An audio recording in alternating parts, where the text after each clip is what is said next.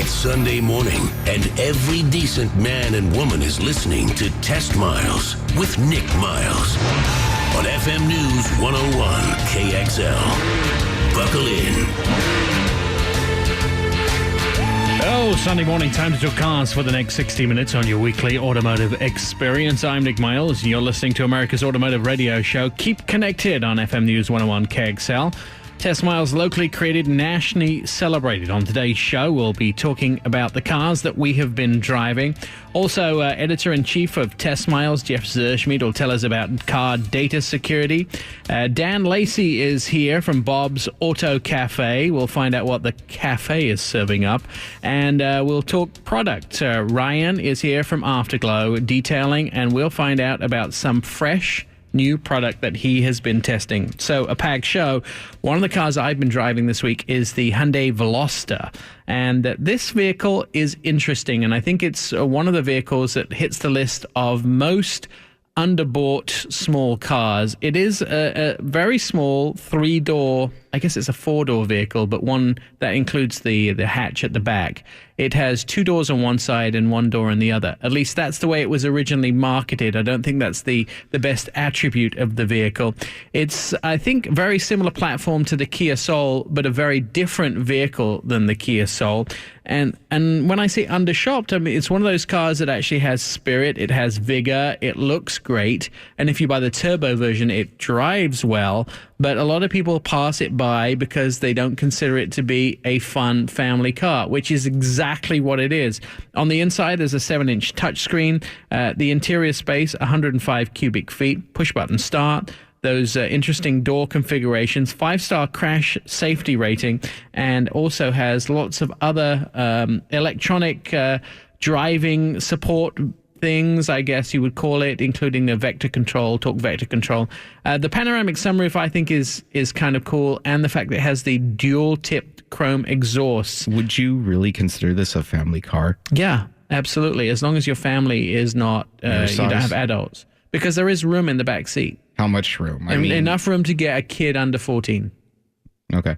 I think that's the thing that's very positive about the car is a lot of times I will like a Hyundai Accent. I have a friend who has one, and I saw one. I actually used one as a lift car when I was in Chicago. The guy, as soon as I got out, moved his seat back so he wasn't sitting on top of the steering wheel, and you don't have to do that with this car. Is this car kind of like how Mini is, where the looks are just deceiving, and once you get inside, it's bigger? 105 cubic feet, I think, is pretty nice interior. Pretty good size. 1.6 liter four-cylinder engine. It gets about 201 horsepower when you top it out with all the extras. I think a very nice transmission in it. It is front-wheel drive, and you can get up to 36 miles a gallon. What does it go up against? Probably something like the VW Golf, the Honda CR-Z, the Ford Fiesta, the Fiat 500 maybe, although the Fiat 500 is considerably smaller. You'll find 6 different trim levels. Hyundai always coming out with a new trim level. And the Blue Link system, which is powered by Google, which I really like. So about 24,000 is the top, starts at 18,000. And I would tell you, probably one of the cars I think is most under considered when you look at that whole region of small cars, which a lot of people are doing now, especially if you live in an urban area. Now, I also want to go into something. If you look at car commercials recently, you know we're hearing this on TVs and commercials, identity theft. Hear about it all the time. How can we protect ourselves? What can we do about the data that we create in our everyday lives to make sure it doesn't get to the wrong person? And you pay your phone and all your information to your vehicle. How do we secure that? How do we know that the data that our vehicle generates about us is not going to the wrong person? The fact that your car is a portal to the web is a consideration for a lot of people, especially because information is coming in and out of your car. What if someone was to hack into that information and get it? Or what if your car stored information that you didn't want it to have? For instance, a lot of times you can unlock your cars by remote control. What happens if someone locks you out and wouldn't let you back in your car unless you paid them some money? That sort of modern ransom that we've seen with computers. Is it possible that car companies are not protecting us well enough? Our friend Jeff Zerschmied from the Oregonian and the chief editor of Test Miles is here. Jeff, you've been working on a story How secure are our vehicles? The short answer is that automakers have made great leaps forward in this stuff. There was a very famous Jeep hack a few years ago where they were able to take control of a Jeep. Some hackers, although the hacker in question was a professor, so they were working very legitimately, and they included Jeep on everything that they found, and Jeep fixed it. They pointed up a weakness, and this is the way that computer security always happens, right? Somebody finds a weakness, they fix the weakness, right, and they move forward. So things are now actually very good in terms of that. What interests me more is actually the quote unquote legitimate uses of data that are generated. Specifically, I've been looking into insurance companies who want to offer you a little device that you plug into the OBD2 port on your car, and they offer you a discount on your insurance for it. And what they don't tell you is that they are logging absolutely everything about where you go and how you drive. And yes, they offer you a discount for being a good driver, but they don't tell you exactly what you have to do to qualify as a good driver. So those standards could change. And in some cases, you got to read the fine print, because in some cases they'll say, if we think you're a bad driver after we log everything that you do, how fast you take corners, how fast do you accelerate, how many times do you have to anchor the brakes? And presumably once that information is out there, presumably once somebody knows about that you may have trouble erasing that in the future. You've agreed to let them, when you take their little device to monitor your driving, you have agreed to let them have full access to your data. They own that data now. And in some cases, and this is one of the things that everybody thinks, well, yes, if I speed, they're going to think I'm a bad driver. One of the other things that they're doing, though, is they're logging absolutely everywhere you go via GPS, so that they have a complete record of which road you took at what time to go where. Every trip you take in your car, now owned by your insurance company, and they can set your rates based on the claims history of the roads that you drive on. So in some cases, it doesn't even matter how good of a driver you are. They'll say, well, yeah, but you're driving on Germantown Road, and so we have a big claims history there, so we're going to raise your rates. They also can raise your rates based on what time you drive. They don't like you to be driving between 11 p.m. and 5 a.m. Right, because those are high accident times. And so people who work odd shifts, for example, maybe folks who work at the radio station late at night, you'll pay higher insurance rates. Here's the interesting thing about that. Into it, yeah. Yeah. So in Oregon, there's a law on the books that say that they can't raise your rates, but it doesn't stop them putting high rates in place and then discounting them. And then discounting them for the people that they want to. Right. You had a question, Sean? Jeff actually answered it. It was just basically they can raise your rates because you drive in a bad neighborhood or somewhere that actually has high theft problems. And it's not the problem that you're there. You just have to work there, so you have to travel through that location. So they're trying to even it out. So presumably then everybody's going to want to move to the good areas, have the jobs and the good roads, and then suddenly the price is going to go up of everything. Well, that could be one response. I think that overall we're going to just need to look at what's being done with the data that our cars are generating, and how is that data being used. And at this point, you presumably have asked them the hard questions. I have, and the insurance companies have insisted up and down that they will never use this to raise your rates. They will only use it to offer you a discount. There was one exception. If you read the fine print on Progressive, they'll say that if they don't like your driving, you could see higher rates. And they're the only one that's admitting it. They're the only one that's admitting it. But this, we just heard the news item at the top of the hour about Apple and the iPhone, and some of the same issues are coming up with cars. And most notably and famously, when the guys who bombed the Boston Marathon were on the run, the FBI and police pretty much knew, they strongly suspected that these guys had stolen a Mercedes-Benz, right, to get away. I think that was very clear. Yeah. I mean, the woman had said she'd been jacked. She'd been jacked by these guys who matched the description of the terrorists. And so the FBI called Mercedes-Benz and said, can you tell us where the car is? And Mercedes said, not only can we tell you where the car is, would you like an audio feed from inside the vehicle? Really? Yeah, because if you've got voice control, there's a microphone. It's always on. Right. And the So voice they were control able to listen to that. Yeah, if the voice control for any of the connectivity services such as OnStar or BlueLink or any of those, right? You have to be able to talk to it. It has to be able to listen to you and make that data connection out. So that was a case where, personally, I'm very glad that they were able to use that information to help track down these guys who did this awful terror act. But you have to then ask, what else are they listening to? What else could be listened to? Yeah. And do we want that?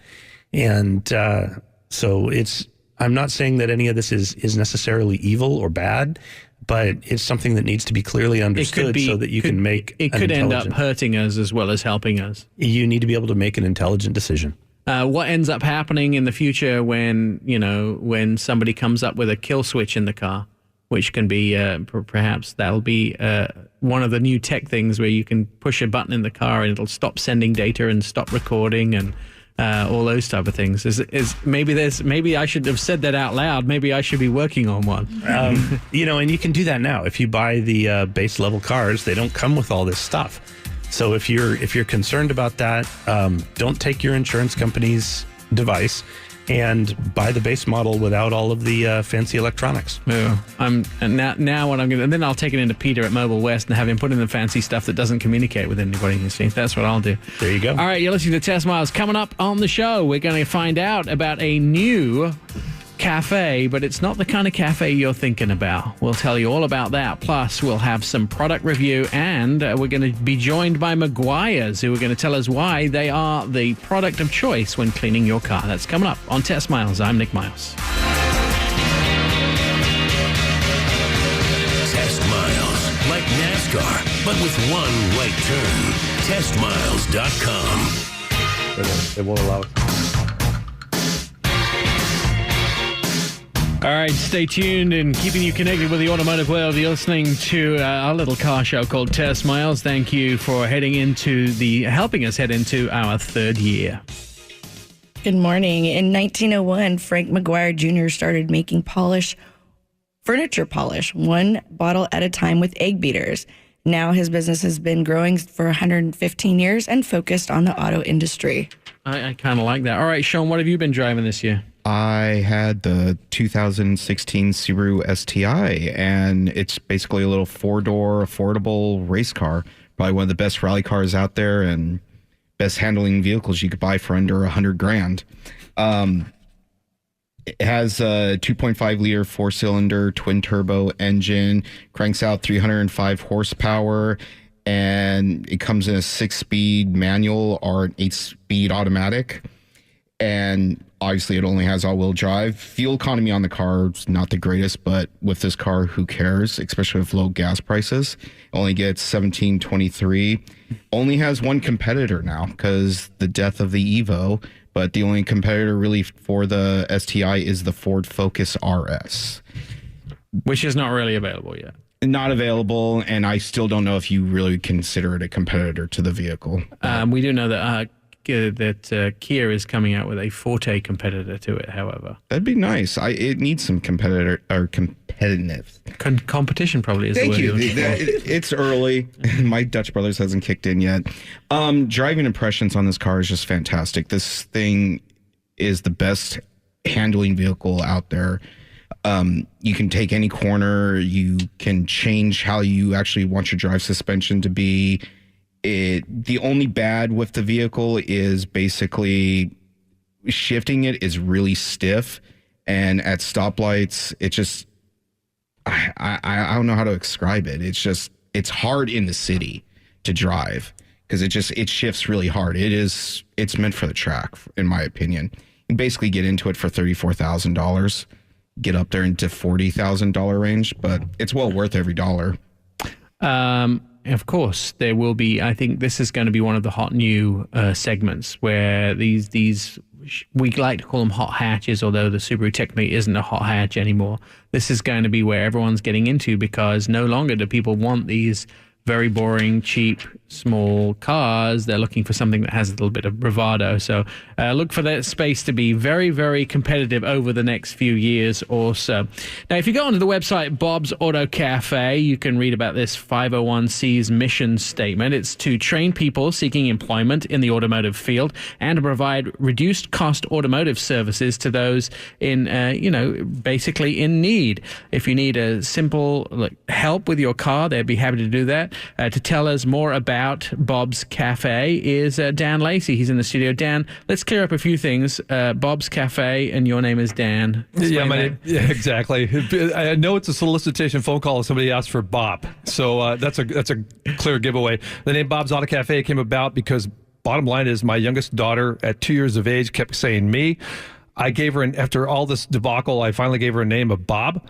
She came back a few minutes later and introduced herself as Bob. For the next 6 months, she would introduce herself as Bob. The name stuck. She's kind of my car girl. Thus, I thought it was a great way to name and give her some accolades. Bob's Auto Cafe. Perfect. I love it. So, explain to us really what you're about, what you're trying to do, and what the mission statement gave us a basis. Yeah, so the Bob's Auto Cafe is designed to train tomorrow's technicians for the automotive industry. Depending on who you're asking, 4 to 7 technicians are dying or retiring off for every one that we pick up. We are a nonprofit. We bring in interns. We pay them. We train them. We teach them real-world application. And then the goal is that within 2 years or more, depending on their prior experience, we get them trained up, get them some ASE certification, possibly get them through a Ford, a Dodge, or whatever program, Toyota program, and we kick their tails out the door into a great paying job. So let's talk about this, because there's a need, but the job's changing. It is changing. It's becoming a lot of plug and play. But that said, there's still the infrastructure of an automobile. It rolls, it shifts, it drives. It's got nuances to it that people need to understand, and that's what we're trying to teach them. The other thing, though, Nick, that we're doing is we're teaching them to deal with people. We're teaching them how to relate to their bosses, to their peers, even in their own home and their finances. We're giving them the soft skill set that makes them successful employees. How much money am I going to save coming to the cafe? Yeah, the number that we hear from our customers at this point for service work is 40-50% you're saving. It's just the way that we structure our stuff. It's not that we're cheap. It's just that we're effective and efficient, and that's the main thing. But our real income stream is taking in donated cars, and that's why they're 501c3. We take in donated cars that we fix and that we sell. So we're also a used car dealer in Oregon, and hopefully one that people will come to and understand that we treat them with respect and give them a good quality car. In the last 10 seconds, tell us how somebody can help you. 503-885-2233. Bob's Auto Cafe. We need technicians, retired guys or gals that want to come in and help us out a little bit, and also they can donate their car. Excellent. And then if you're looking for a job as well and you need a good future, I'm sure that you have some direction for those people. Go to the website, check it out. That is probably one of the most exciting things I've heard, by the way, happening in this area. Listen to Test Miles, FM News 101 KXL. When we come back, we'll talk car care. I'm Nick Miles. Keeping you connected to the automotive world, you're listening to Test Miles on America's Automotive Radio Show. We'd like to thank you for being part of the Automotive Nation. For more fun facts about cars, visit our Twitter account, Test Miles. In 1995, the first generation Sprinter van launched in Europe wins the International Van of the Year. And they've been going strong ever since. All right, Sean, what else have you been driving? I had the Chevy Silverado. Long day today. 6.2 liter V8 has 420 horsepower, 8-speed. I actually like this truck and I dislike the truck. It's kind of a hard one.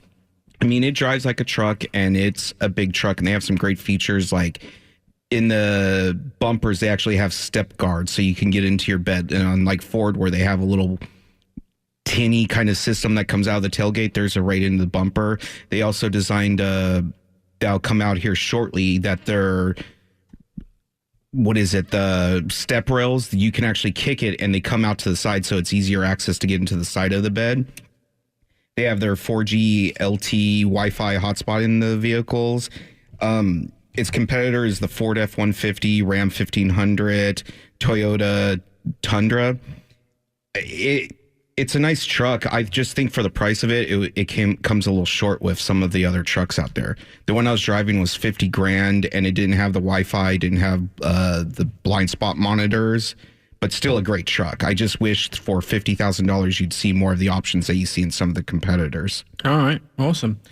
All right, so we want to talk a little bit about cleaning cars and making sure that you do a good job. They began about a century ago simply as a furniture polish laboratory and plant in a garage founded by Frank McGuire Jr.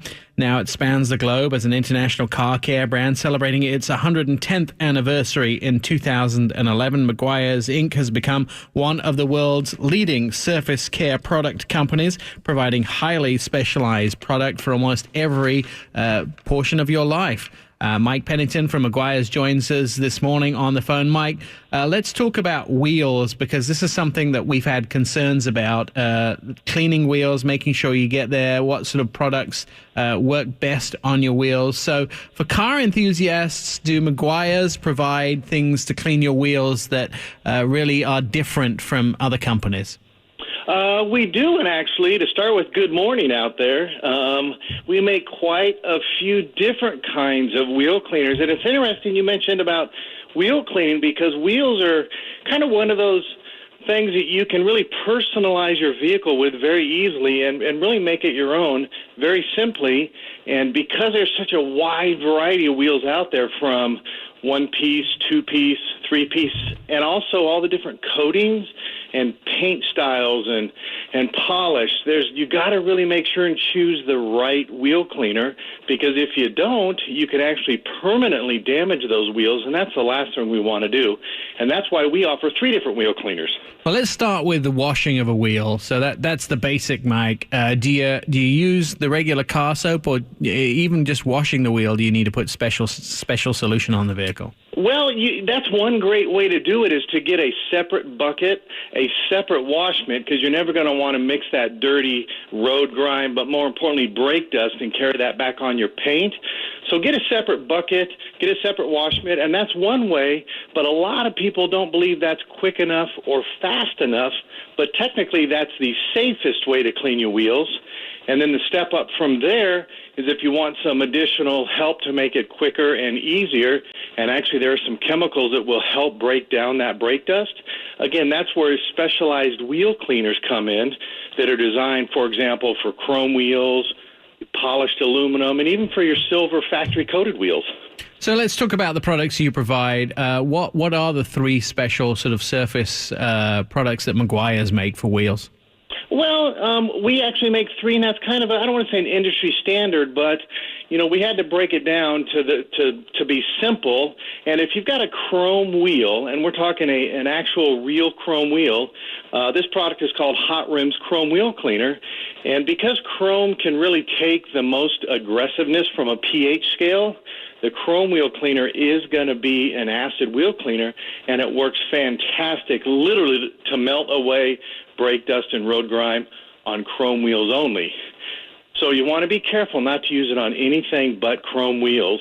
Then for the average wheel, those silver clear-coated wheels that come just about on every car these days, there's what's called an all-wheel and tire cleaner. Then that's going to be a great choice, again, for those silver factory wheels. But if you start to customize your wheels and get that powder-coated, the custom finish, polished, anodized, the 2-piece wheels, or you've even got upgraded performance brakes, or maybe it's a performance package from the OEM, you're definitely going to want to use the Hot Rims aluminum wheel cleaner, because it's actually pH neutral. It's just about a 7 on that scale, which means it's not going to harm your brakes, those special coatings, but it's going to gently help agitate and remove that brake dust for you. Now, we also know that using acid wheel cleaner on non-chrome wheels can end up sort of leaving marks and permanent pits in your wheels as well. So pH is probably the most important thing, right? Absolutely. Understanding that pH, and more importantly, understanding, just what you're working on, because we'll ask a lot of people, to explain their wheels, and they just describe them as expensive, the size of the wheel. I just bought 21-inch custom wheels, and a lot of people don't know what they have. So we'll recommend maybe not to call the shop where you bought them from, but actually contact the manufacturer of that aftermarket wheel, and they'll give you some better guidance on exactly what that could be. Specialized coating, could be a standard clear coat, could be chrome. Just make sure you know what you're working on. Then any of those cleaners in our hot rims line are really going to speed up that process. Let me ask you about this. And one of the difficulties with these wheels, the more complex the wheels become, the smaller gaps, the more complicated metal that they're made out of, the harder they are to clean. So what's the secret, without getting my toothbrush out of the bathroom, to cleaning those wheels? Well, you kind of got to fall back in twofold. One is that right chemical is going to help you, but you're still going to have to choose in some cases. There's a lot of great wheel cleaning brushes that not only work on the face of the wheel, but they're thin enough, small enough that you can reach in between those windows, as they're called, and get that back inner barrel. They can sweep around that brake caliper, and there's fantastic companies out there that offer that. So really take a look at what your wheel kind of needs, because everyone's just a little bit different, and make sure as part of your toolbox of that car cleaning kit, you've got that wheel cleaning, because nothing looks better than a detailed car, a clean set of wheels. Let me ask you this, Mike. One of the things I've noticed is that there's a lot of new kind of wheels coming out. When I say new kind of wheels, people are wrapping wheels with wraps that used to go on vehicles, and they're also dipping wheels with special paint, so you can get lots of interesting designs on them. The best way to treat those is? That's going to be with the aluminum wheel cleaner, or probably for the wrap scenarios particularly. So if you're painting, powder coating, 2-3 piece, different finishes, the hot rims aluminum wheel cleaner is your choice. I've seen a lot of those wheels being wrapped, and I think it's fascinating that they can do that. And in those cases, you're probably going to want to stick to a wash mitt, a bucket, a good car wash that's designed like our Ultimate Wash and Wax, and just take your time and be careful, because sometimes on those wraps, you're going to have those edges. You want to be a little careful about lifting those edges or getting water up underneath there with any type of chemical. All right, last question for you, Mike. Let's talk about the tires, because you have, I like to leave the tires looking as good as the wheels. Do you have a product for that? And what about white wall? Do you have a product for white wall tires, or are we just using olive oil out of the kitchen? Yeah, we don't actually make a specific white wall cleaner or conditioner, but there's a lot of great products on the market to not only keep them clean, but to keep them white, let's say if you're going to a show. But the majority of tire cleaners, including ours, fall under one of two folds. One is that hot rims category, is the number one seller we have, and that's if you're going to like high shine. It comes in a variety of spray, gel, aerosol, whatever you like to apply is going to give you that real high shine.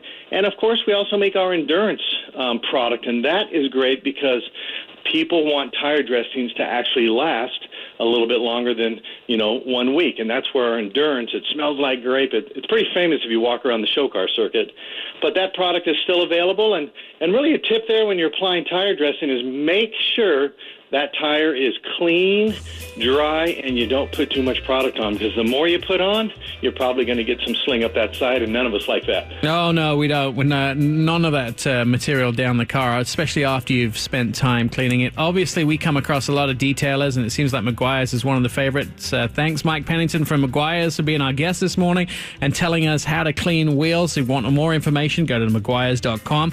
There's lots of information there about different products they make, including not only chemicals to clean your car, but also some gear that can help you out with that as well. When we come back, more on detailing product. Ryan is here from Afterglow. He's going to tell us about the products he's been testing this week. You're listening to Test Miles on FM News 101 KXL. I'm Nick Miles. It's Test Miles on FM News 101.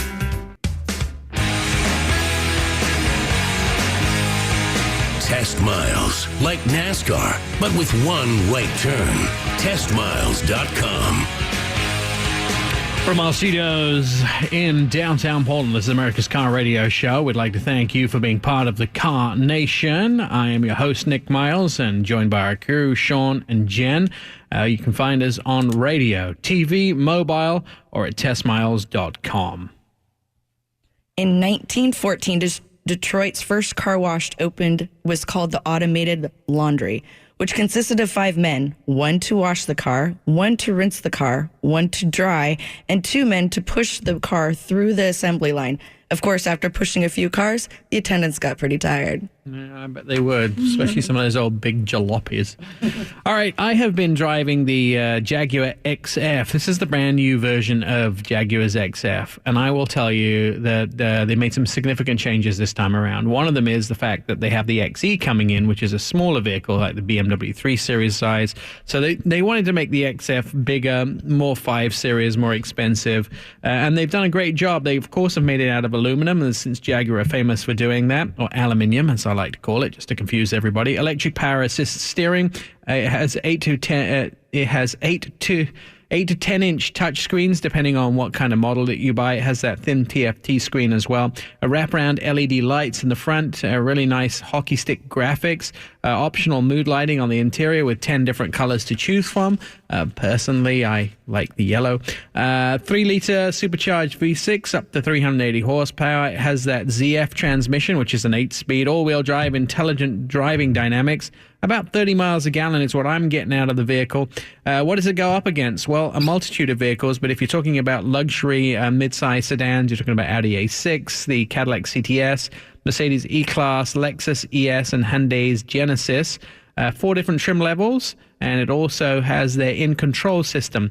One of the things that I love about this new in-control touch system is it has, you can input a phone number, and it has a system which works with the GPS. So let's say I'm on my way home and I'm going to be late. It will text everybody at home that's waiting for me for a dinner party saying, hey, by the way, Nick's going to be 25 minutes late because of a traffic accident. Once you can set it to do that as many times as possible. Once you get the system together, it can actually text whoever you want, and you can tell them the information about your time to ETA. So, for instance, I'm going to pick up Jen to come to the radio show. It'll text her and say, hey, Nick's going to be 5 minutes early. And so Jen's like, damn, I'm not ready. My hair's not done. I'm drying in the shower. Because my makeup, it's usually 20 minutes late. 20 minutes late for Starbucks. Yeah. So there you go. They cost you around $52,000. I've actually driven one in the 70,000s. So with a lot of different options. So it's not necessarily car for everybody. But if you win the lottery, consider it as well. All right, Afglow Detailing is a local detail company in Portland, owned and managed by Ryan. Ryan is here today. Ryan has agreed to test some products for us. Ryan, what have you been testing this week? Well, good morning. I've been testing a new product called Freshly Special, brought to you by Detail Solutions, Northwest Auto Solutions. You know that, Freshly Special? Yeah. How's it going? It sounds like you want to eat it, right? Yeah, it's lemon it's like a sandwich, it's something. delicious. Freshly Special. Our Freshly Special this morning is lemon scented. What does it do? So basically, it's going to lift any dirt off of the plastics and dashboard, leathers, going to clean everything up for you and make it all shiny so you can protect it. So it's an interior cleaner that does the inside of the car. How strong is that lemon scent? And once you use that lemon scent, does it last for a couple of days or just like during application? It actually does last a couple of days. It's highly acidic, so it does need to be diluted down. So it's a natural, organic citrus scent. So it's real lemon. I love that. I use a deodorant which is lemon scented, and my friends constantly accuse me of smelling like a gin and tonic, which I don't mind. Hey, you smell like a gin and tonic. I'm like, all right. It's only bad when you get pulled over and trying to explain to the cop, it's just deodorant. Well, I could give him a spray too. He could smell like a gin and tonic too. I think it's the lemony scent of a gin and tonic, necessarily the alcohol scent of a gin and tonic. But by the way, if you're standing in a movie line in the next week and you smell gin and tonic, I'm probably standing behind you.